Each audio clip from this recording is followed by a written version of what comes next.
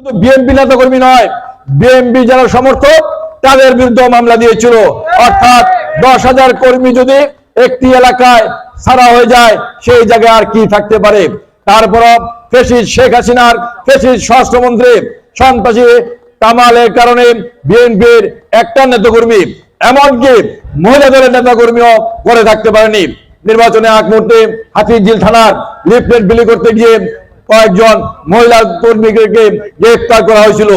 আমরা আশা করেছিলাম তাদেরকে ছেড়ে দিবে, তাদের অপরাধ তারা ধানের শীষের পক্ষে লিফলেট বিলি করছে, প্রচার করছে, কিন্তু তাদেরকে ছাড়ানি, তাদেরকে কোর্টে চালান করে দিয়েছে।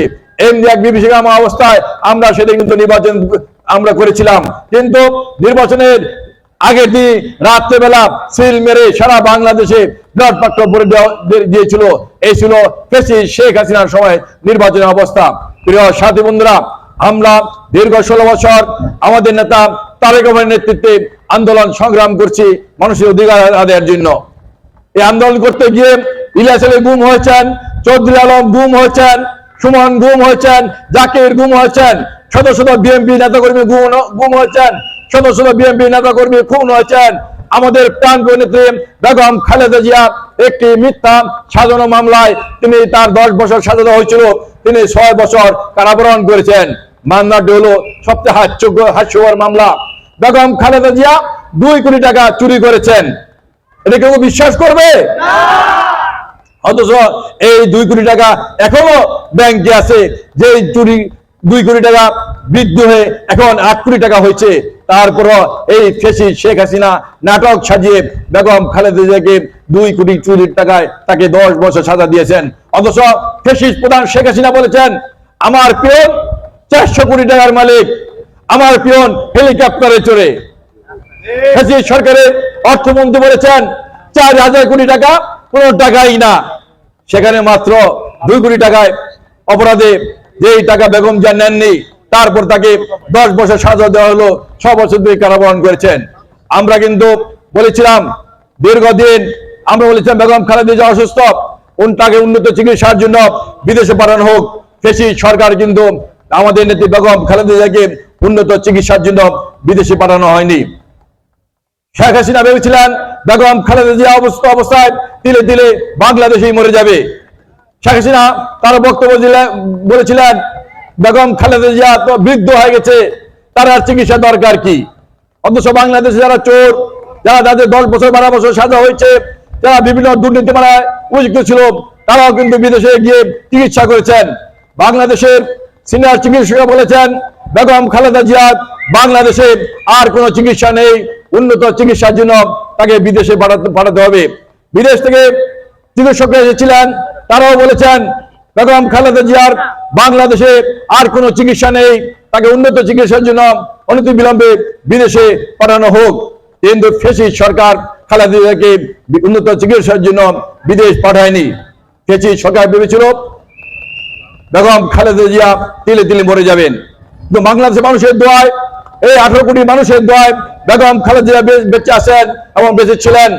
ফ্যাসিস্ট সরকারের পতনের পরে বেগম খালেদা জিয়া উন্নত চিকিৎসার জন্য বিদেশ গিয়ে তিনি আজকে সুস্থ হয়েছেন, তিনি মোটামুটি সুস্থ।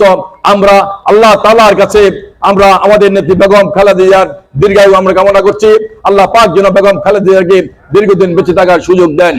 প্রিয় সাথী বন্ধুরা, আজকে ফ্যাসিস্ট মুক্ত হয়েছে। আজকে এই বাংলাদেশে 95% মানুষ মুসলমান। এই মুসলিম দেশে আজকে ইসলামকে আজকে কয়েকটি দল মিলে আজকে দ্বিধা বিভক্ত করতে চায়। আজকে কয়েকটি দল আজকে ইসলামী যে আমাদের দেশে ইসলামী মূল্যবোধ, সেই ইসলামী মূল্যবোধকে ধ্বংস করার পায়তারা করছে। আমরা মনে করি এই বাংলাদেশে 95% মানুষ মুসলমান, আমরা ইসলামী মূল্যবোধ নিয়ে এই দেশের মাটিতে বেঁচে থাকতে চাই। কিন্তু কয়েকটি দল বলেন তাদের পক্ষে না থাকলে ইসলামের বিরুদ্ধে যা হবে, তাদের পক্ষে না থাকলে কোরআনের বিরুদ্ধে যা হবে। আর একটি দল বলেন তাদের পক্ষে না থাকলে আমাদের নবী করিম হযরত মুহাম্মদ সাল্লাল্লাহু আলাইহি ওয়াসাল্লামের বিরুদ্ধে কথা বলা হবে, তাদের বিরুদ্ধে কথা বললে নবী করিম হযরত মুহাম্মদ সাল্লাল্লাহু আলাইহি ওয়াসাল্লামের বিরুদ্ধে কথা হবে। আস্তাগফিরুল্লাহ, আস্তাগফিরুল্লাহ। তারা এগুলা কি বলেন? তারা ইসলামকে নিয়ে ব্যবসা শুরু করেছেন। একটি দল আছে স্বাধীনতার সময় এই বাংলাদেশের মানুষের বিরুদ্ধে কথা বলেছিল, স্বাধীনতার সমাজ যারা পাকিস্তান সরকারের সাথে মিলে স্বাধীনতা সংগ্রামকে তারা ব্যাহত করার চেষ্টা করেছিল, আজকে তারা বড় বড় কথা বলে। আজকে তারা শুধু স্বাধীনতা যুদ্ধের সময় নয়, বাংলাদেশের যে কোনো কেন্দ্রে তারা বাংলাদেশের জনগণের ভোট দেখিয়েছিল।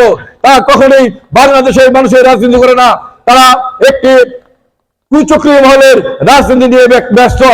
আরেকটি পক্ষ আছে, আমরা দেখেছি গত 16 বছর একটি দলের নেতা বলেছিলেন শেখ মুজিব আরব থেকে এসেছেন বাংলাদেশে, শেখ মুজিবের পরিবার আরব থেকে এসেছেন বাংলাদেশে ইসলাম প্রচার করার জন্য।